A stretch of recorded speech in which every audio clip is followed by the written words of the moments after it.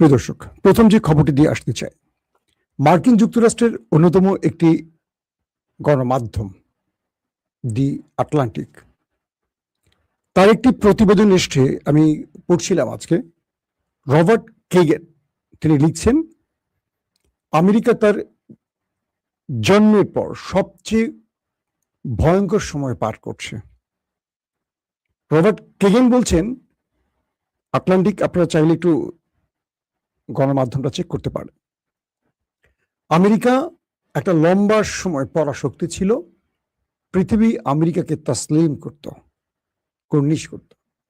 কিন্তু ইরান যুদ্ধটা Donald Trump ছড়িয়ে দিয়ে পুরো পৃথিবীকে ইরান তার পক্ষে টেনে নিয়ে আসছে আর আমেরিকার বিরুদ্ধে দাঁড়িয়ে গেছে।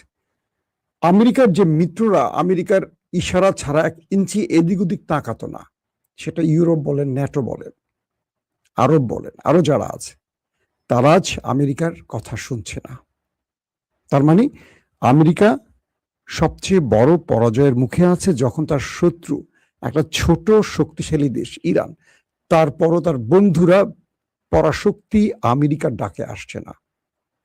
বলা হচ্ছে যে আমেরিকা তার যেই বিশ্বজয়ী মনোভাব বা পরাশক্তির যে তকমা, সেখান থেকে ছিটকে পড়ে যাচ্ছে ইরানের কারণে।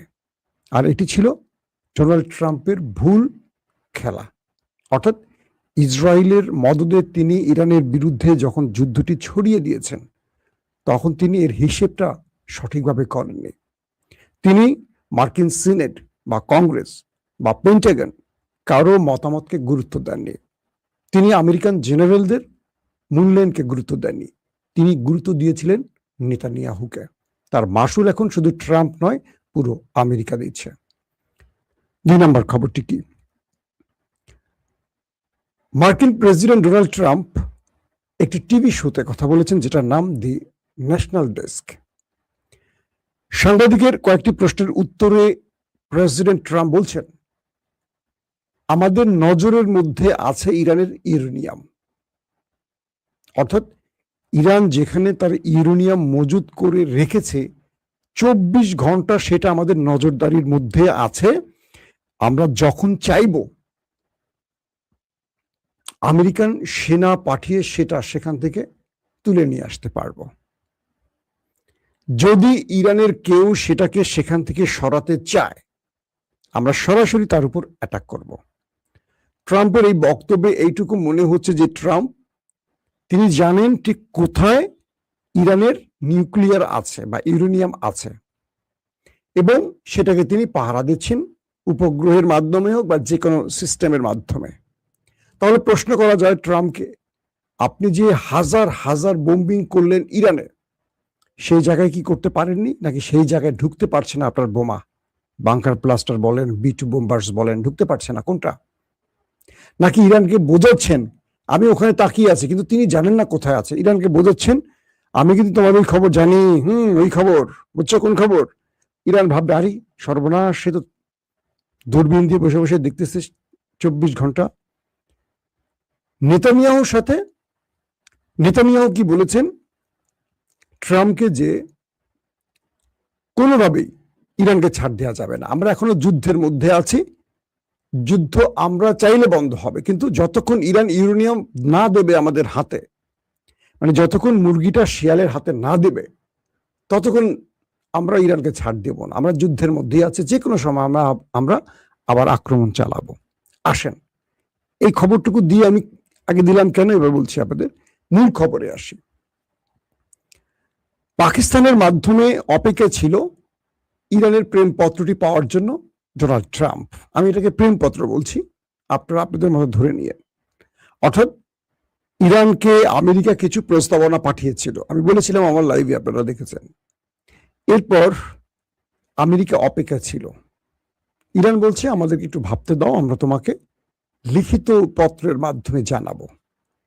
এরপর বেশ কয়েকদিন পর বারবারই পাকিস্তানকে চাপ দিচ্ছিল ডোনাল্ড ট্রাম্প, আমার চিঠিটা কোথায়?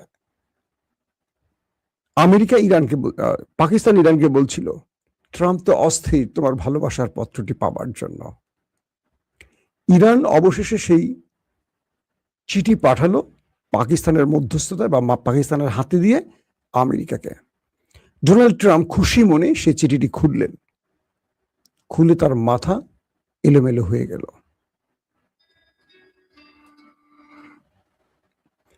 কারণ আমেরিকা ইরানকে যে প্রস্তাবনাগুলো পাঠালো, সেই প্রস্তাবনাগুলোর পুরো উল্টো জবাব দিয়েছে ইরান। শুধু তাই নয়, আমেরিকাকে উল্টো ধমকও দিয়ে দিয়েছে, ডেডলাইনও দিয়ে দিয়েছে ইরান। আমেরিকা ভেবেছিল যে ইরান এই চিঠি পাওয়ার পর কিছুটা নরম হবে, সংযত হবে, সুর নরম করবে, কিছুটা আপোষ করবে, কিছুটা ব্লাব ব্লাব। কিন্তু এখানে চিঠির উত্তর আমেরিকাকে আরো অ্যাগ্রেসিভ ভাবে ইরান দিয়েছে। কিরকম? আমেরিকা বলছিল তোমার ইউরেনিয়াম আমাদের হাতে দিয়ে দিবে, বিনিময়ে তোমার সব শর্ত আমরা মেনে নেব, আর তুমি হরমুজে তোমার দখলদারিত্ব রাখতে পারবে না, হরমুজটা আমাদের নিয়ন্ত্রণে থাকবে, আর বাকি সব আমরা মেনে নেব। ইরান তার চিঠিতে বলছে আমরা ইউরেনিয়াম কোনো দেশের হাতে দেব না, এটা আমাদের হাতেই থাকবে, এটা নিয়ে কোনো কথা আমরা তোমার সাথে আর বলতে রাজি না, এটা আমাদের ইউরেনিয়াম আমরা আমাদের কাজে লাগাবো। 2, হরমুজ নিয়ে তোমাদের সাথে আর আমাদের কোনো কথা হবে না। হরমুজ এটা ইরানের স্ট্র্যাটেজিক পয়েন্ট, ইরান এখানে থাকবে এবং এটার দখলদারিত্ব বলি আর এটার পর্যবেক্ষণ বলি বা এটা নিরাপত্তা বলি, এটা ইরানের থাকবে, এটা ইরানের অঞ্চল, এটা আমেরিকার অঞ্চল নয়। আর বাকি যে বিষয়গুলো আমাদের আলোচনায় ছিল যে তোমরা আমাদের উপর নিষেধাজ্ঞা প্রত্যাহার করবে, 30 দিনের মধ্যে ইরানের উপরে যত নিষেধাজ্ঞা আছে সব তোমাদের প্রত্যাহার করতে হবে। 30 দিন ডেডলাইন দিয়ে দিয়েছে ইরান। পাশাপাশি ইরানের যত সম্পদ আছে বা ইরানের যত টাকা ফ্রিজ করে রাখা আছে পৃথিবীর বিভিন্ন দেশে আমেরিকার নিষেধের কারণে, সেই টাকাগুলো 1 মাসের মধ্যে ইরানকে ফেরত দিতে হবে। আবারও ডেডলাইন 1 মাস, সমস্ত অর্থ ইরানকে ফেরত দিতে হবে 1 মাসের মধ্যে। দ্বিতীয় গুরুত্বপূর্ণ কি, তোমরা আমাদের যে ক্ষতিগুলো করেছো 40 দিনের যুদ্ধের নামে, এই সকল ক্ষতিপূরণ 40 দিনের বা 30 দিনের মধ্যে পুষিয়ে দেবে, অথবা সেখানে টাইম একটু বাড়াতে চাইলে বাড়ানোর সুযোগ আছে, বাট আমাদের ক্ষতিপূরণ তোমাদের দিতে হবে। শুধু তুমি না বা আরবরা না, সবাই মিলে যারা আক্রমণের জন্য ভূমি দিয়েছে, রসদ দিয়েছে, বা যারা আক্রমণ করেছে, যারা সমর্থন দিয়েছে, অর্থাৎ আরবের ভূমি, আকাশ, স্থল ব্যবহার করেছে আমেরিকা, আরবকে ক্ষতিপূরণ দিতে হবে। আক্রমণ করেছে কে? আমেরিকা এবং ইসরায়েল, এই দুটো রাষ্ট্রকে ক্ষতিপূরণ দিতে হবে। উল্টো এই ভাষাগুলো, এই শর্তগুলো ইরান আমেরিকাকে যখন দিয়েছে, ট্রাম্প আর দুনিয়ায় আছে, ট্রাম্প বলছেন পৃথিবীর আর কোনো শক্তি না ইরানকে বাঁচাতে পারে, ইরান আমার ধৈর্যের বাঁধ ভেঙে দিয়েছে, ইরান আমার সাথে প্রতারণা করেছে, ইরানকে আমি যা বলেছি ইরান তার উল্টো পথে হাঁটছে। ইরান ডোনাল্ড ট্রাম্পকে চিনতে পারেনি, উনি কে। ইরানকে কঠিন মূল্য দিতে হবে, পরিণতি ভোগ করতে হবে। ইরান শেষ করে দিচ্ছি, ইরানকে এই করছি, ওই করছি, সেই করছি, ব্লাব ব্লাব ব্লাব। বুঝতে পারছেন ডোনাল্ড ট্রাম্পকে কি প্রেম পত্রটি পাঠালো ইরান? এমন এক প্রেম পত্র পেয়ে ডোনাল্ড ট্রাম্পের চুলগুলো সব খাড়ায় গেছে, নিচে খাড়া নাই, উপরে খাড়াইছে, কিন্তু বি কেয়ারফুল। তো এখন ইরানের এই চিঠির জবাবটি ট্রাম্পের পুরো কি বলবো হার্টকে বাড়ায় দিছে।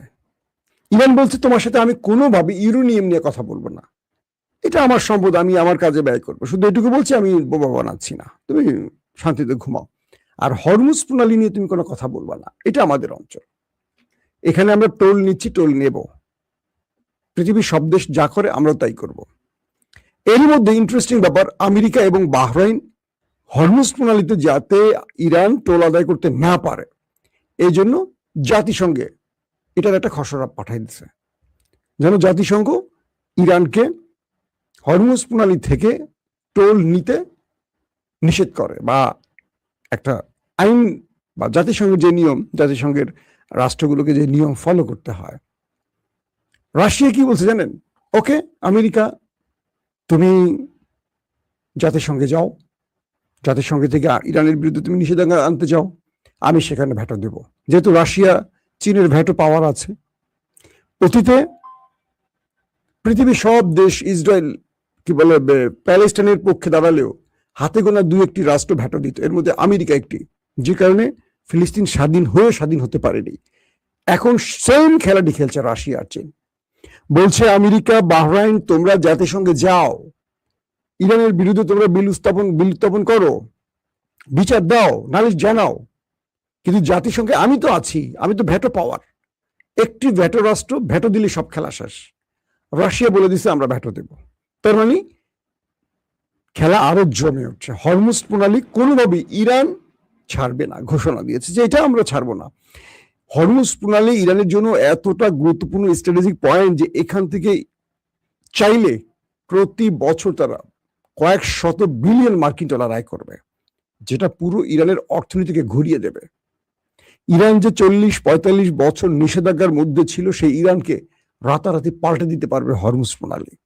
পাশাপাশি ইরান আবার যোগ করছে যে আমাদের হরমুজ প্রণালীর নিচ দিয়ে পৃথিবীর গুরুত্বপূর্ণ 7টি সাবমেরিন কেবল যে গেছে, এটার জন্য এই প্রতিষ্ঠানগুলোকে আমাদের টোল দিতে হবে, টাকা দিতে হবে। তুমি আমার জনসীমার মধ্য দিয়ে তুমি নিয়ে ব্যবসা করবা, ট্রিলিয়ন ডলার আয় করবা, আমাকে টাকা দিবা না, এটা হতে পারে না। ইরান সেখানেও টোল আদার ঘোষণা দিয়ে বসছে। অথবা বলছে ইরান আমরা কেটে দিব, অথবা সেগুলো মেনটেন্যান্সের দায়িত্ব আমাদেরকে দিবা, ইরানকে দিবা, ইরান এগুলো মেনটেন্যান্স করবে, বিনিময়ে তুমি ইরানকে মোটা মোটা টাকা দিবা।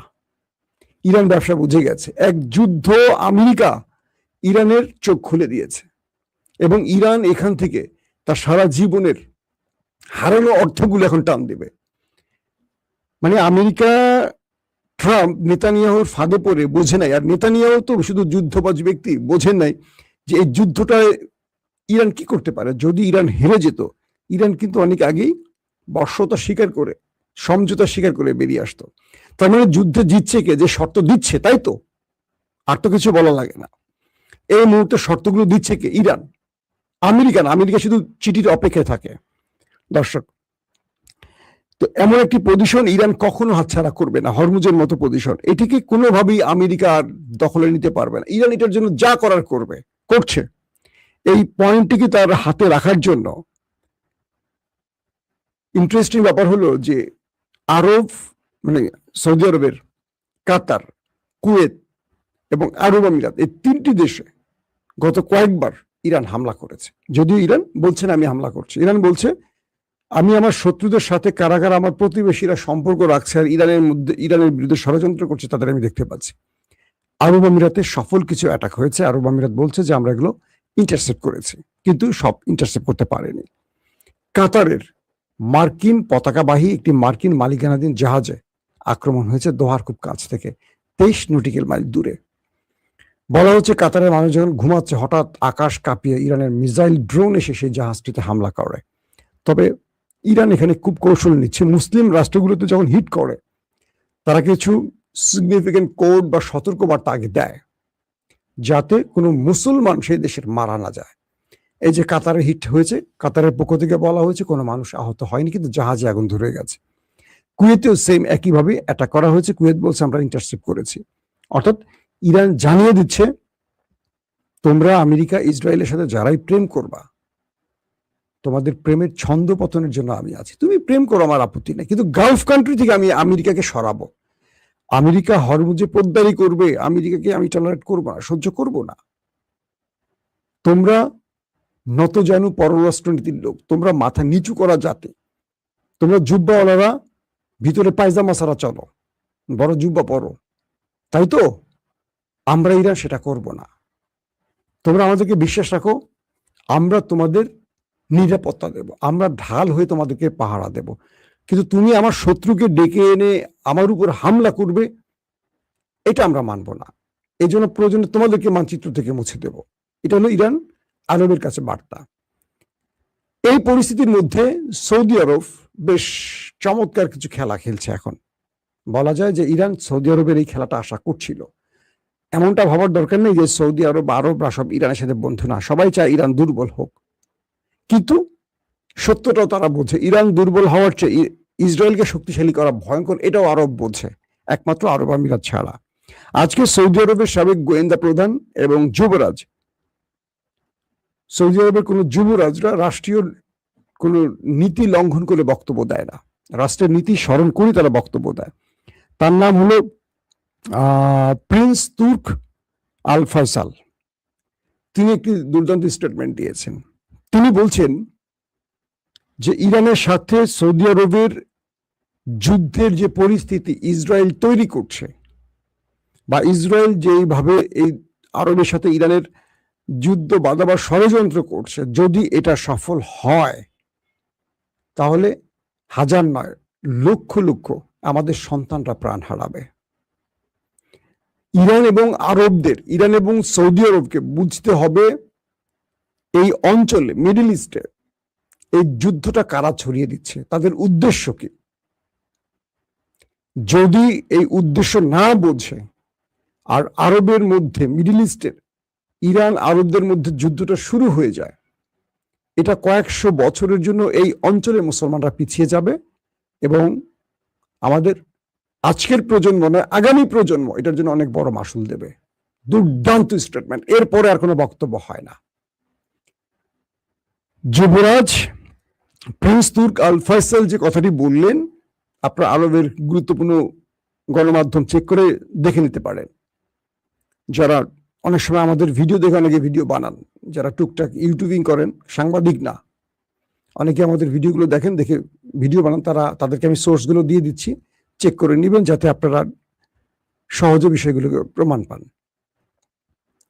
তো এই যুবরাজ বলছেন যে ইসরায়েলের মূল ষড়যন্ত্র হলো এই অঞ্চলে আমাদেরকে দুর্বল করা এবং আমাদের মধ্যে বিরোধ লাগিয়ে আমাদের বিভাজিত করে আমাদেরকে শক্তিহীন করা। শুধু ইরান শক্তিহীন হবে না, এখানে আরবও শক্তিহীন হবে এবং এই দুই দেশ বা এই আরব আর ইরানের মধ্যে লড়াইতে লক্ষ লক্ষ আমাদের সন্তানরা, মানে মুসলমানদের যুবকরা প্রাণ হারাবে, যেটা আমাদের জন্য কোনোদিনই কল্যাণের হবে না।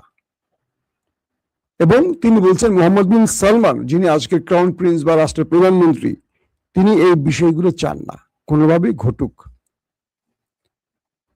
প্রিয় দর্শক, আশা করি এই বিষয় থেকে আপনারা মোটামুটি বুঝে ফেলছেন যে আরবরা বোঝে না তা নয়, আরবরা বোঝে, কিন্তু আরবের ভেতরে আমেরিকার মতো দানবীয় পাওয়ারফুল রাষ্ট্রটা এমন ভাবে আছে, তাদের আঙুলের নাড়াচাড়ায় অনেকের রাজপ্রাসাদ ভেঙে পড়তে পারে, তাদের ক্ষমতা নড়ে চড়ে যেতে পারে।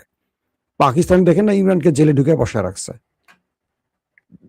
কারণ মিশরের মুর্সিকে কি করছে, তিউনিসিয়া কি হয়েছে, দেখেন আপনার লেবাননে কি হয়েছে, লিবিয়াতে কি হয়েছে, ওরা চাইলে সব পারে। তো এই পরিস্থিতিতে ইরান আমেরিকার লড়াইতে যদি মুসলমানরা ইরানের বিরুদ্ধে দাঁড়ায়, তার ফল কি হবে আমি এই যুবরাজের বক্তব্যের মাধ্যমে সেটা আপনাদের ক্লিয়ার করে দিলাম।